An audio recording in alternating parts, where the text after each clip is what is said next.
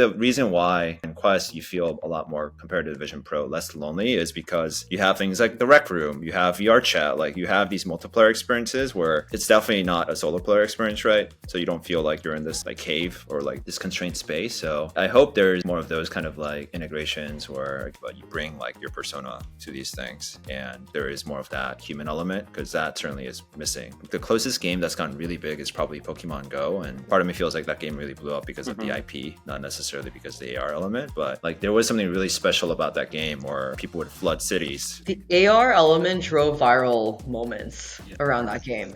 Right. Things like that, I think, would be really exciting for Vision Pro if they can create experiences that are pretty unique like that one.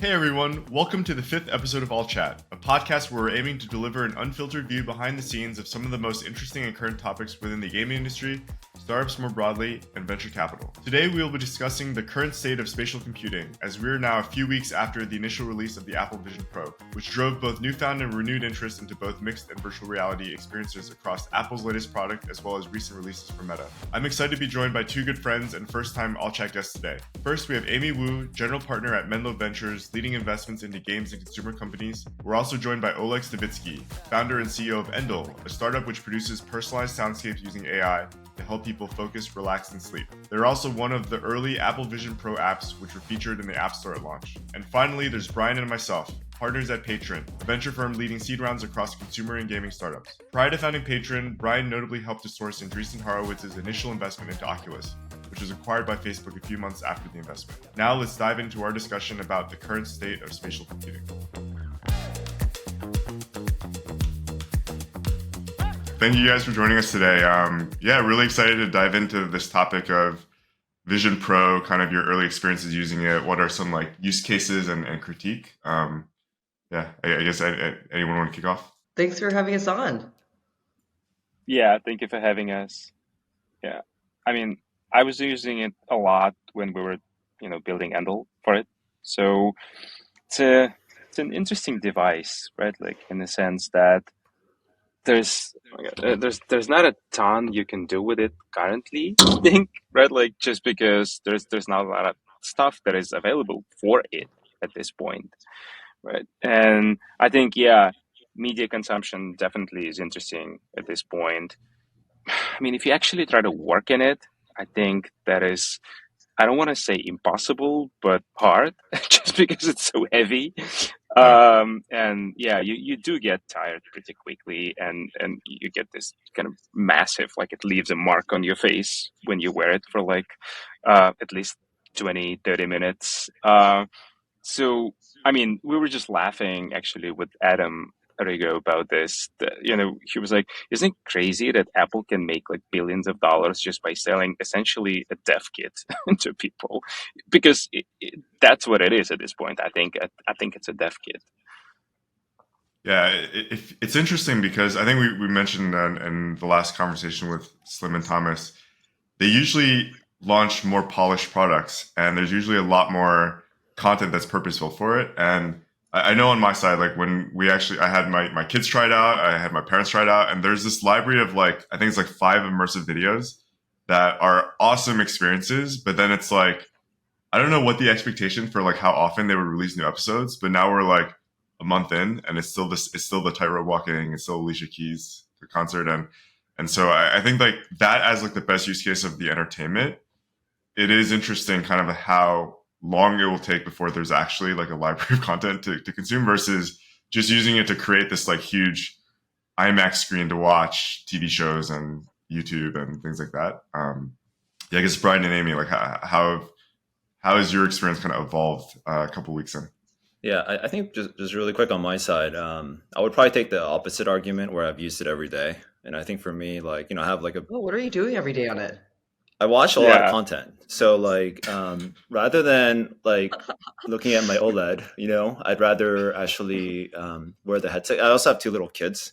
So they're always like, we're always fighting for the TV, right? At the end of the day. And I think from like a media consumption device perspective, like the screen is so good that I guess it's hard for me to like consume like movies or shows on any other device.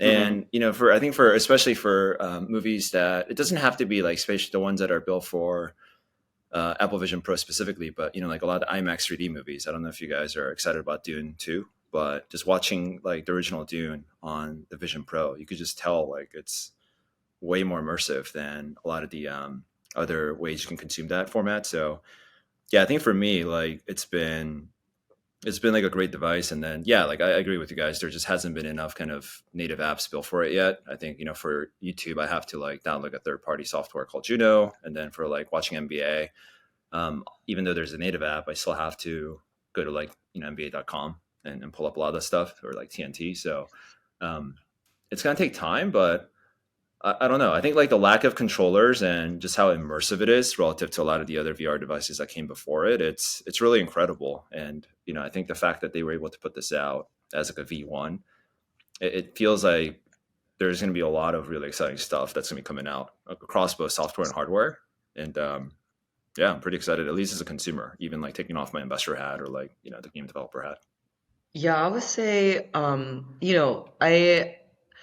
I had previously mostly used my Quest 2. Actually, I didn't buy a Quest 3, but I've spent some time like demoing it. And for me, the Quest is an entertainment device. And so I think that there's been like in the VR, AR, especially with the Quest 3, they introduced the pass-through screen, so also mixed reality rather than full immersive like VR experience. And so the advertising and narrative around it from Meta and from folks have been around productivity and education, et cetera. And I think that's kind of looking probably 5+ years out, because the reality is that today the device is mostly used for gaming and entertainment. So watching movies, etc. I actually think probably gaming use case might be even like higher than just watching movies, but I mean I could be wrong there. I think generally entertainment, and so of course like the Vision Pro narrative was around again productivity, etc. And I think people were imagining. I mean, I had a couple of killer features around eye tracking and no controllers, and so hand tracking, which potentially opens up, a broader range of use cases in the future. But at the end of the day, I think most people's reaction was that still mainly entertainment device. And so I definitely experienced that. I felt I was more immersive than even the Quest 3. The graphics clarity was just stunning. The how it feels in terms of like putting you in the environment. For example, the Alicia Keys in the demo concert concept, or like being in a sports stadium, is pretty incredible in terms of what it could be. But I think that the device has a long way to go before it becomes a productivity tool, which deepens the market a lot, right? And so yeah, if you think about size of market, I mean the iPad's probably around like a tenth of the sales of the iPhone in any given year. And that's, I think, so I have an iPad. I use it pretty much exclusively for watching movies. It's my entertainment device. And so you can imagine the cap that the Vision Pro has if it's just entertainment versus much deeper productivity, etc.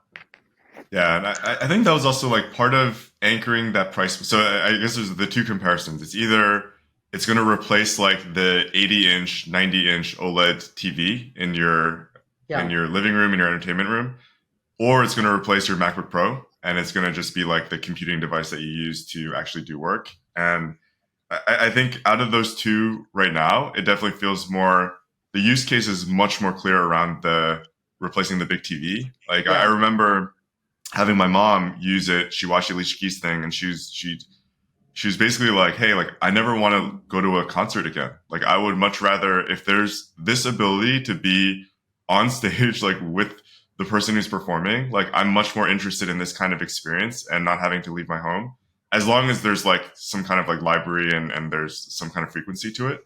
And I thought that was really interesting, because it's true. Like usually you go to a concert, there's a lot of variance in what your experience is based on where you're sitting, how big the arena or what type of venue it is, etc. And I think for certain type of experiences like that, like it is just completely different than what you could even possibly experience live. Like you can't even be on the stage like in an actual concert. But again, like that, I think that goes more towards that replacing your TV, replacing live events, like that kind of spend, versus I know Apple is trying to frame it really hard as this is like buy this instead of the MacBook Pro and this is how people are going to work, because they don't want it to be something that people use for like 30 minutes, an hour a day. They want it to be something theoretically that you use for 5+ hours a day. Kind of like how the phone became like replaced a lot of computer usage, because most people can just carry their phone around, do email, do like a third of their work or half of their work on their phone. Um, but yeah, I do feel like on the marketing side, like that seems like that's been the big push. I actually thought most of their marketing was on media consumption. Like it's like the guy watching TV and he's like projecting his 80-inch screen on like on his like That seems to have shifted as it got closer yeah. to launch. I could be wrong. I have limited sample size, but yeah. Interesting. Yeah, I think as a productivity tool, that's going to be really hard. I mean, Yeah. is wearing that for like 8 hours a day. Right. Yeah, that seems pretty rough. Yeah. I think that I like highlight kind of like two differences with the TV in terms of replacement. I'm not even gonna mention price because that will come down, over time. Yeah. And I think the first thing is just the inherent, multiplayer versus single player Yeah. experience of that, right? When you're TV, you have a bunch of people in a room. You are literally sitting next to them. The interaction is very like physical at times, in like to whatever is broadcasted on the TV, versus you're watching the screen in your Vision Pro. It's more immersive, but you're doing it alone. Maybe eventually you can see like a projected version or a pass-through vision of somebody else, but that's not going to be a replacement for seeing them live, I think. And then the second thing is, I'm curious if anyone else felt this, but I have a lot of vertigo issues in Quest. On the Quest for Quest 2, I really can't play anything for more than 40 minutes, and then it takes me hours to recover from that. And I actually have felt the same with Vision Pro. I thought that they had fixed that. I kind of like talked to folks who had mentioned that has reduced a lot, but really after like 30, 45 minutes, kind of felt similarly disoriented and felt sort of nauseous, like, for hours afterwards. So I don't know, maybe I'm on the extreme side of that, but that's really going to impact how long you can use it for a lot of people. Yeah, I mean, I think, exactly. My thoughts are exactly this, right? Like, I think for productivity, they do need to fix a bunch of stuff before it can actually be used for more than 20 minutes, really. And for media consumption, again, I absolutely agree. Like that, this is something, it's so funny when we were developing for it overall, and we were constantly going between like these two extremes of like, this is amazing, so exciting, to like, who needs this? This is crazy. Like at this point, we were like constantly bouncing back and forth between these two extremes. And I think to me personally, what is super exciting is exactly like the mixed reality experience, because the things that they have, introduced, the tools that they've introduced there, like developer tools, are very, very interesting. For example, like one of the early things that we were testing were, I mean, you still have that in the app, that you just have that in the menu in our app. I mean, for Vision Pro, you just have that in the menu. But what we did and what we've experimented a lot with and going to continue to experiment with is, we built this experience where you're sitting in your room, really, and you can see the room around you, but we would detect the walls and we would project shadows from trees that are not there on these walls.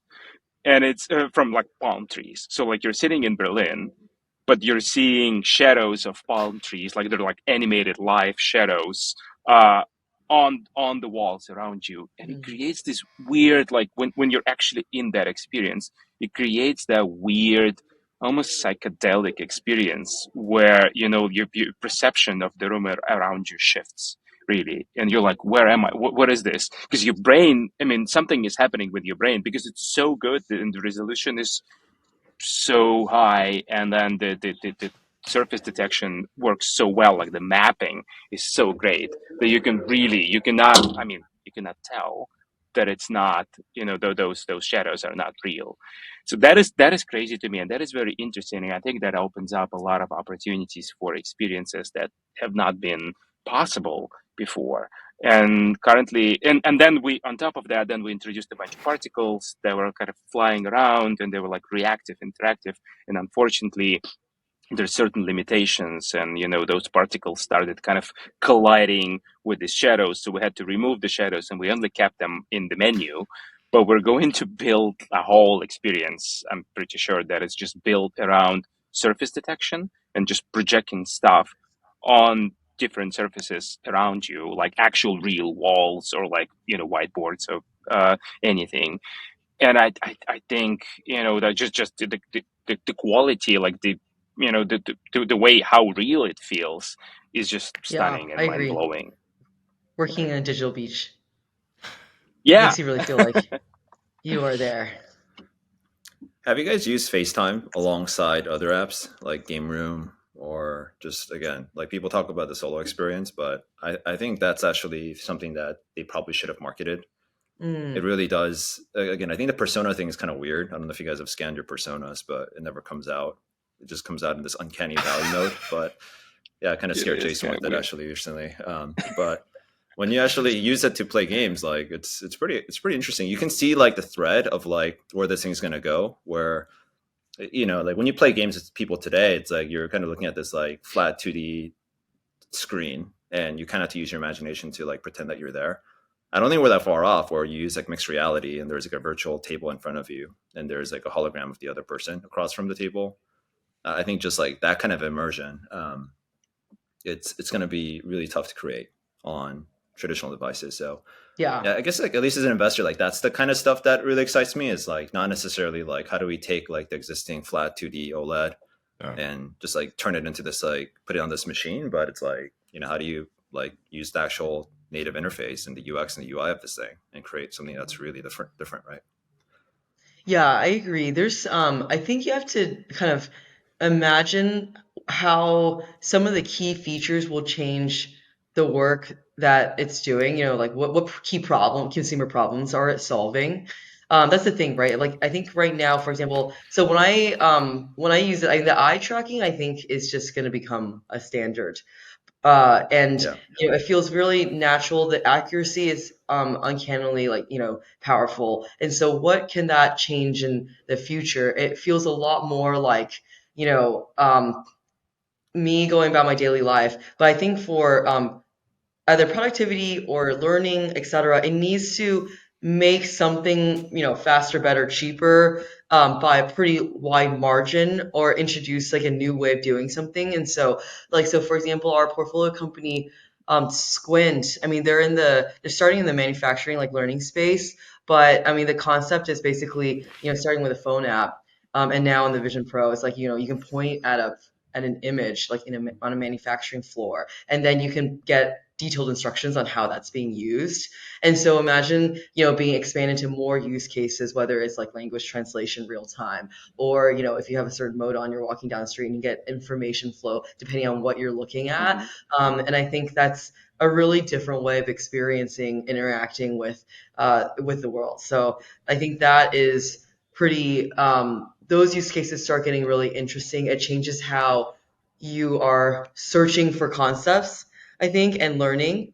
And then in the future, if you combine, the eye tracking with neural interface technology, that unlocks even more, I think, use cases. I mean, it's an area that I've been super curious about. I mean, I think Fang's been interested in for some time in like making acquisitions, but just like how does this step function like 10x change how we're doing things? I wonder how advertising is going to change. I think that's one thing I like about Apple. Obviously, is like they care a lot about privacy and like you could turn tracking off. But in the case of like other companies, like let's say Facebook is an example, right? They see like how you react to certain ads, like based Hmm. on your like your how your pupils dilate and like how maybe in the future it's gonna be heart rate, right? Like I don't know, but Yeah. I think it'll be interesting to see like those kind of like new ways to serve you again it is serve you yeah real-time ads based on your physical totally. environment now. um I guess one question for you, Oleg, is you've had a successful mobile app launch already on the App Store. It's been around, and then you guys obviously launched the Vision Pro native app, and it's doing well. It seems like it's on like one of the featured apps on the store. But like, how do you think about those kind of two separate apps? Like, is it a companion app? Is it like a standalone app? And I think that's like one beauty of the iOS ecosystem is people that already have like iOS development and they actually have like iPad apps. It's not too hard to cross the bridge. So just walk us through like your experience and how you think about Vision Pro as another platform for you as you build out your company. Yeah, I mean, that's a very good question because, I mean, there was a lot of discussions internally on, what do we actually do with Vision Pro? And Apple actually gave you this option. Like, if you have an iPad app, and, there's a lot of apps out there on Vision Pro, which is just like direct ports of, Oh, your iPad app. Like, you can just literally just, it's one kind of button that you have to click in iTunes Connect, and it basically makes your app available, your iPad version available on Vision Pro. Obviously, it's just like a direct port, but okay. it works, right? Like, and you can interact with it, and that would have been just Endel iPad experience on Vision Pro. You can kind of launch that, like you can work to it, like and we seriously consider just that being the Endel experience, but then you know, the product people, when you're a CEO of a company, like at least I always wear like, the product person hat and then like the CEO hat. And, thankfully in this case, like the product person won. I was like, I mean, we got to build something. I mean, this is a completely new, uh, platform. Like we got to use this opportunity to just play around with stuff, and then let's just make it very experimental. So at this point, it's a completely separate experience. It's kind of in this universe of Endel, but it's clearly like everything's different. Like Endel, the app, it's a series of personalized, adaptive, endless soundscapes, right? Like, and you can listen to them forever. You just say, "Hey, I want to focus now." You press play, and the sound starts playing, and the sound is generated in real time using our proprietary AI technology, and it's personalized to you. That's what Endel does on your iPhone or on your Mac. Here, we were like, the first thought was like, yeah, but no one's going to listen to our soundscapes for hours and hours long because like you cannot wear this device for more than like 30 minutes. So that makes no sense. So we were like, okay, well, let's then just imagine a version, like a time boxed version of this experience. And then we were like, okay, so is this going to be like a background experience, or is this going to be like an immersive experience? And this is where we chose immersive over background, and that's how the product that you're seeing on the App Store for Vision Pro was born. So now we're again thinking, okay, should we build more experiences like that, or should we just kind of just actually bring the actual handle onto this platform? And right now, I think it's a very exciting time. You kind of I remember this when we were just building apps for like iPad and iPhone. Remember like 2012, 2011, when iPad 1 just came out. There was a lot of really weird out there, like almost interactive digital art experiences that were like featured on the front page of the App Store, and people were just buying them. And it was such an exciting time for me personally, because like Brian Eno did an app, like a bunch of digital artists like started doing apps, and they were like crazy out there. Some of these apps, they managed to turn into a business. Some of these apps just, were just like washed away by this wave of other proper businesses that came after that. But that, I think, is what we're seeing right now on Vision Pro, right? Like it's a very exciting time to build really out there weird stuff and experiment and seeing what sticks. And that's literally what we're doing with our version of Vision Pro. We're like, this is a huge kind of experimental playground that we really cannot afford to be on, say, iOS, but on Vision Pro we can, because people are trying new experiences and people are hungry for new experiences on this device. So now is really the time to play around, and that's what we're doing. Well, like, do you think that Apple's going to go the direction of Meta in the sense that they're going to have, developer funding and make investments and even acquire studios? That is a very, very good question. And, from my previous experience with Apple, no. I would say I would be inclined to say no. I mean, I never heard of Apple like giving out, developer budgets. They just don't do that. but they may actually have to at this point. I think. I mean, maybe something's going to change, and maybe they actually. I think they fundamentally have to change their thinking about this, and not necessarily. I don't think that necessarily means that they're going to start giving budgets to developers to build stuff, but I think they need to offer kind of more ways, more promotional support, I guess, like more marketing, because ultimately discoverability is a huge issue, is going to be, and especially distribution in general is going to be a huge issue on this platform. Like there's no user acquisition, right? Like you cannot acquire people, and you're not going to be able to acquire users into your Vision Pro app for a very, very long time. So yeah, I think they're going to have to change their stance. But as of today, I would say no, they will not. Is this chicken or the egg problem where the reality is like there isn't a huge user base it's like supply constrained to a large degree now on the consumer side. And so if you're YouTube, for example, there's a Juno app which you pay $5 to download to watch YouTube videos, or you go to like youtube.com and you watch videos. Both of those are not the best experience for watching YouTube. But if you're YouTube and you have other platforms where there's like hundreds of millions of people who can access your app, like of course you're going to focus on those. And so I think as with any new platform launch, like it gives startup companies. So I think Endel, you guys being super creative, and you can basically draw like a new type of user to be aware of Endel, build this brand perception around being a really creative company. I think it's a unique opportunity for startups to really do something different and then get spotlighted, because it actually isn't great to pull iPad app onto like Vision Pro. Like you might as well just be using an iPad. And I think to Amy's point about the motion sickness and vertigo, I think a lot of that is because like the natural reaction when you're in Vision Pro is to make screens as large as possible. But the larger you make the screen, like if you're watching a video and it's like it's replacing the size of an 80-inch TV, you could probably watch it for a long time. But when you stretch it out and you turn it into like you're sitting in an IMAX and you're like looking at it, then after like 20 minutes, you feel sick because it's not normal. Like people don't usually sit that close to screens that are that big. And so I think it is a bit of a chicken and egg. Like they do need to figure out ways to get at least the most popular apps and like the best apps for doing each of these things, like games, videos, what have you, to be native. Otherwise, it is like reinforcing that this is not like, if you're not consuming native apps from the platform, then why are you even using, like, that's not going to be a compelling reason to like open the device and turn it on.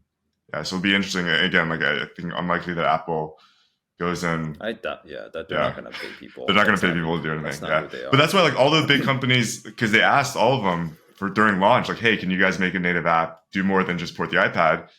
And almost everyone was like, hey, like, no, we're not going to do it. There's like only X 100K units, or like it doesn't make sense for us to segment the audience and allocate resources. And so that's why like the app store is not. They didn't really have a dev kit, right? This was kind of the dev kit, right? In terms of like sending out to developers in advance. I think again, like startups are going to do great because this is like a new distribution, and when you go into that store, it's actually pretty light. There's not much you can download when you go into like the native app store. There's a lot of iPad apps, obviously, but the native stuff's pretty scant. But I actually think it's like they just need somebody like the NBA or like one of like this like sports league, and they like again like create like a native version of like a viewing experience that you can only get on like Vision Pro. I think things like that will really help kind of sell itself. But to your point, I think it's one of these things where like it's like the iPhone before the App Store came out. So like you have like the Safari browser. It's a beautiful phone. It's super cool. You see the potential, but there isn't really like native experiences that make it better than like a BlackBerry at the time, right? Like a lot of people were writing off iPhone because it couldn't do a lot of the things that the BlackBerry and the PDAs could. So yeah, I'm actually generally like in the short term excited more about like the mainstream apps creating some native experiences that you can only get on the Vision Pro. And then I think, again, it's great for like really early stage startups because if they have a 10-year window to build a big business, like not a bad place to start, right? I think the challenge is like to what you said, Oleg, is like when I look at the raw numbers, it seems pretty low. Like I'm actually surprised at like the download numbers of like some of the top apps. And then I also wonder what are the recent numbers of that? I think it's in like the tens of thousands. Yeah. According to VentureBeat. What I would guess. Yeah.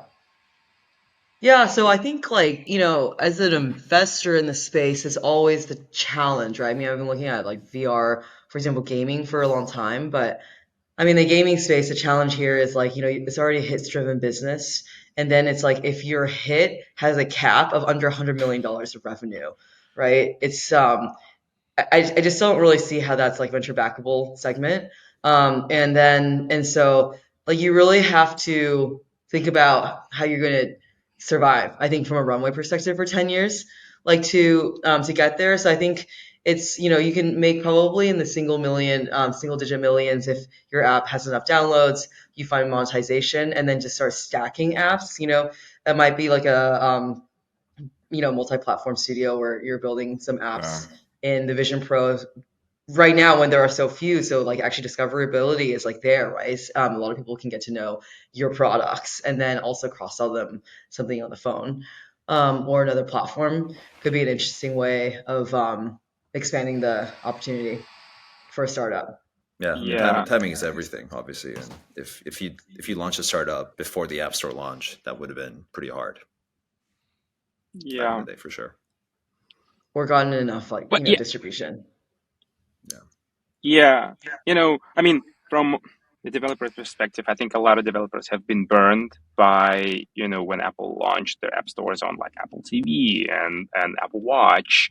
There was just like, I mean, those app stores didn't really take off, unfortunately. And there's a few downloads to be gained there. And yeah, they're not really pushing these devices right now. They're not. I don't think they're even advertising the fact that Apple TV has an app store. I mean, if you go to the Apple TV page on Apple.com, like I don't think that's even advertised anymore because people, it's a streaming box. That's what it is. But I think here it's going to be different. Like I think the fundamental success of this device really depends on whether developers are going to come and build new interesting experiences. And I really hope. I think Apple, and from my conversations with them, I think they understand this, and Hmm. they have been encouraging people to build experiences for that. But at this point, yeah, the situation is kind of you gotta plant a flag. You have an opportunity to plant a flag. Like you need to you may develop like a small patch of land, and this land is going to grow with the platform. But it's exactly as we were saying, Brian. Right? Like I mean, I don't know if it's 10 years, but I think it's 3 to 5 years before you can actually make significant revenue on this platform. And yeah, if this whole thing kind of takes off. But Yeah. I don't think ultimately, I don't think Apple is gonna, step away from it, right? Like they're clearly, I mean, no, they made a big move, and that is a very, very clear sign that they're going to keep investing in it. So yeah. yeah, I think it's very exciting time. In next 3 to 5 years are going to be very interesting. Yeah. I agree. I guess math wise, it's like if you're capped out at tens of thousands of users, or there's only a couple 100,000 users total, it Hmm. makes it a lot harder to build a business off of either you pay $5 to $10 for initial download, or there's some kind of like small in-app purchase. So I'm actually curious because a lot of these use cases, like the NBA, watching a basketball game, sitting courtside, tens of thousands of dollars if you do it in Brooklyn, LA, any major city. Concerts, if you're in the front row, cost tens of thousands of dollars. I mean, you talk Taylor Swift, BTS, whatever, like it's probably like 20, 30 grand. It's like Super Bowl tickets. And so I wonder how much like if they're going after this higher end audience anyway, like maybe there's going to be a couple companies that lean really into that and are able to create like much better experiences that people are actually willing to pay. Like, what if there's a subscription to be able to sit courtside at all of the Laker games? Like, that should be like really expensive, right? Like, if you even just go to a couple of games, like that's gonna be really expensive. So it's a different model. I don't think there's been digital devices that warrant being able to spend like a lot of money for like single experiences previously.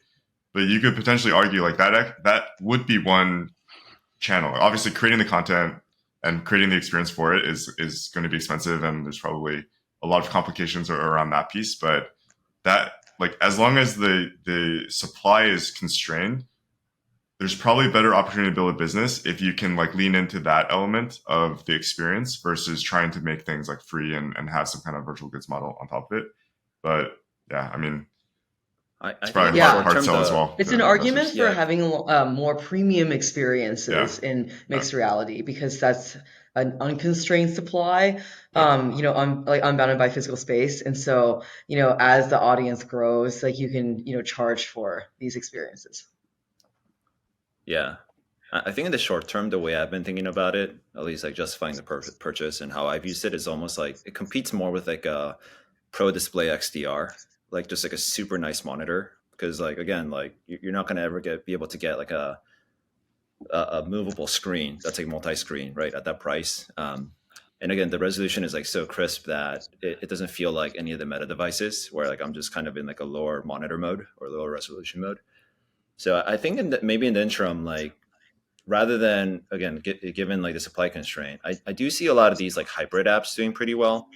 I mean, even for me, I've spent a lot of time. I don't have as much like motion sickness issues historically, but just like using it to play Apple Arcade games using my like PS5 controller, like it's actually pretty amazing to be able to do that and like not be constrained to like just like one TV that you may have at the house and as you think about also like when these things launch in Asia, like for me, I grew up in Korea and like obviously like Japan, that's always had like really huge VR adoption. Like there's always like this like fight for the screen where like it's hard for people to like share screens, right, and like play PS5s and what have you. So I think that you're going to see kind of these like, to me it's almost like a super high end display use case in the short term, and then that again like opens the aperture for a lot of the iPad apps and people that are already building on iOS. But I think short term, like I expect that's why a lot of people are going to probably potentially buy the device, is to be able to like do some of that versus a lot of the future stuff that you guys are talking about. I guess what do you guys plug in? So Meta Quest, we've had, both Brian and I have the Quest 2. I don't know if he has the Quest 3. They pushed it as a gaming device. Like Beat Saber, obviously huge hit. A lot of these experiences that I think felt more like single player that do really well because of like whatever the form factor is, like less focused on walking, more focused on things that are easy to do with the controller. Curious, like what you guys think around, like, is the gaming use case in the near term like playing these like existing games from other platforms on a nicer screen, or like what are the things that can be native to Vision Pro that end up driving use case as like a consumer? I guess again, it's still expensive to buy the device to play a game, but just curious, like if you guys feel, what direction that could be headed in. I'm a huge gamer, right? Like I play a lot of games, and I just don't see it as a gaming device at this point in time for a number of reasons. I mean, Apple devices have historically not been great for gaming, right? Like they're just not gaming platforms. And that is not an exception, unfortunately, right? Like you have Unity there, you don't even have Unreal. So you're left like from like a developer standpoint, you can either build natively, like using Metal, which is, I mean, you can build like some casual game experiences, but I don't know if, like you're buying a $5,000 device and then you're going to play like Fruit Ninja. That is just crazy to me. I want to play, You're in Fruit Half-Life. Ninja. It's a, yeah. Yes, yeah, but like, yeah, and that's all you're like offered. I don't know. No, I want to play The Last of Us 3. Like, I want to play Half-Life 3 on this device, and that kind of experience is just not coming at this point. So, yeah, I think as of today, from a developer and the consumer standpoint, that is not a gaming device.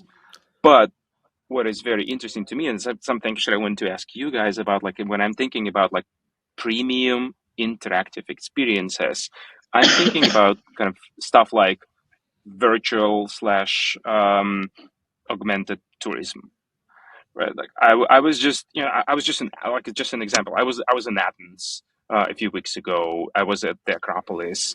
Like it's a whole thing. Like you climb up this mountain, and then you're looking at this building that is thousands of years old. And like I prepared myself. Like I read everything about it. I was so prepared to be there and feel it.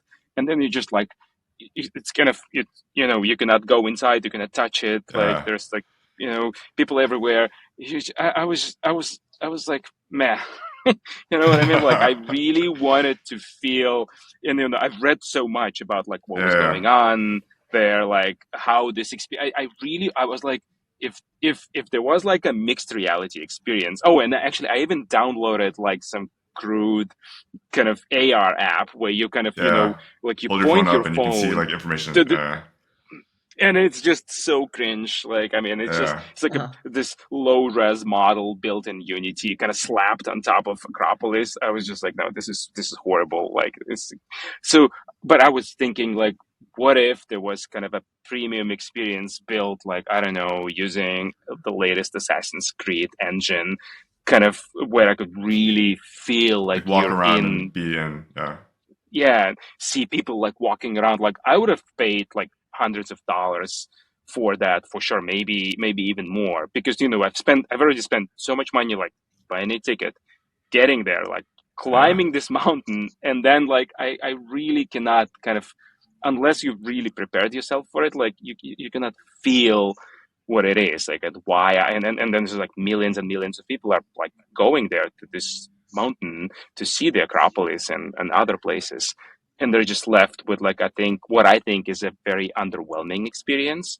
Plus there's a lot of people who cannot travel, Yeah. right, for various reasons, and I can totally see some of them just paying for like a premium virtual experience. I can definitely see that as like a emerging category.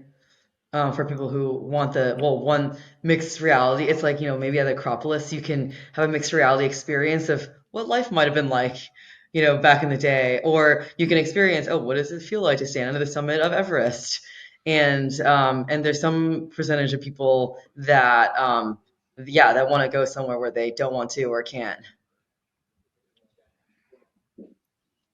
I mean, Yeah, by the way, Jason, what are I you totally basically? agree with you. I think for VR games, there's basically kind of two scenarios in which I find myself like, spending some time in the quest and playing. I think one is the kind of like the deep immersive premium experience, right? And so, for me, it was like Half-Life before. Um, in the Quest 3, definitely Asgard's Wrath was just incredible. Hmm. And yeah, single player experience, but that's sort of what I signed up for in the VR device anyway. And so I found that really compelling. I mean, it's like $60 if you didn't if you're actually buying the game. So, multiplied by number of headsets, you actually can get to some real revenue there. Interesting that Asgard was made by a studio that is owned by Meta. Um, and uh, and so, back to the question of like, how do you actually create premium content that people really want? How do you attract people to actually like start making that? The other gaming use case is around, I think, movement, because when you have like super hot, you have some of these like more casual games that is accentuated by both like how you the game is there's movement embedded in the game, and also other people watching you play it are entertained, and then Yeah. that becomes a bit of a like a social experience, because people are like watching each other play it. They don't know what's going on in the actual, well, you can see it on the TV screen, but otherwise, that's like an added element of entertainment. I've never really liked VR games because for me, like, I could never be in there for more than 15 minutes without feeling kind of Yeah, like it's a little weird, right? It dizzy. feels like I'm in some like a 4D like a ride or something, not like and Hmm. maybe that just the content hasn't been there. I think the best VR game I've definitely played is Alex, Half-Life Alex. I definitely recommend you guys Hmm. play that if you're a gamer. Um, I think with Apple, like the cool thing could be the thing I'm excited by is like, I'm sure you guys seen a lot of the viral videos, like the mock videos of what people are imagining what the Vision Pro can do. Like people vacuuming their home, there's like coins everywhere, and there's like, Yeah, the MR stuff, like going to grocery store or like cooking. And like maybe there's gonna yeah. be more of It's like like you're cooking looking games where at the it's like different ingredients and getting a readout that's of, right. maybe you have this allergy and that allergy, you can buy this, you can't buy that. And yeah, Hmm. the things I think that like are hard to do otherwise. and then like the whole like the I think the game board is actually like one of the probably the best games that's native to the platform right now, because you can't really get that like experience of trying to be in like a room with somebody and playing these like chess games, but it feels real because there's the MR element where the pass through lets you feel like you're kind of in reality, you're not in some like uncanny valley doing these things. So I think that'd be pretty interesting, and I think that the reason why, at least personally, I'm excited by games is like if you think about why in Meta and why in Quest you feel a lot more compared to Vision Pro less lonely is because you have things like the rec room, you have VR chat, Yeah. like you have these multiplayer experiences where it's definitely not a solo player experience, right? So you don't feel like you're in this like cave or like this like kind of this this constrained space. So I hope there's like more of those kind of like integrations where again like maybe it's going to be really weird, but you bring like your persona to these things and like there is more of that like human element because that certainly is missing. And I think Apple again like the closest game that's gotten really big is probably Pokemon Go, and part of me feels like that game really blew up because of the IP, not necessarily because of the AR element, but like there was something really special about that game where like people would flood cities and like remember that summer when that thing launched, the like AR it was like element drove viral moments around that like game. things like that I think would be really exciting for Vision Pro if they can create experiences that are pretty unique like that one. Yeah, I'm envisioning people wearing the headset though, walking around the streets. Well, that's the problem, right? So, I mean, the form factor for being outside, and you're talking about going to the grocery store, doing these kind of things. Like, I don't know if you guys have tried the Meta Ray-Ban glasses. Yeah, I have that. So we got that over the holidays. My kids walk around with it all the time, taking videos and photos. Right now, it's probably more of like a crude photo taking device than it is anything else. And I know like initially with Snap and Google and like there will be more in the future around kind of like projection mapping, potentially with this like eye tracking kind of potential, but I think we're still far from that. But that probably is the right form factor for doing things like outside your home, even the travel immersion around seeing more information about like where you are and hearing about the stories and things like that. I think the form factor right now still feels like it's best used at home. I know there's all the memes of the guy driving a Cybertruck, pinching the air and then like coming out. So like, yeah, but I think on the gaming front, I don't know if you guys have tried. So Sandbox VR made one for Squid Game, and it's one where you could literally go with a group of friends, and I think it's like 6 people at a time.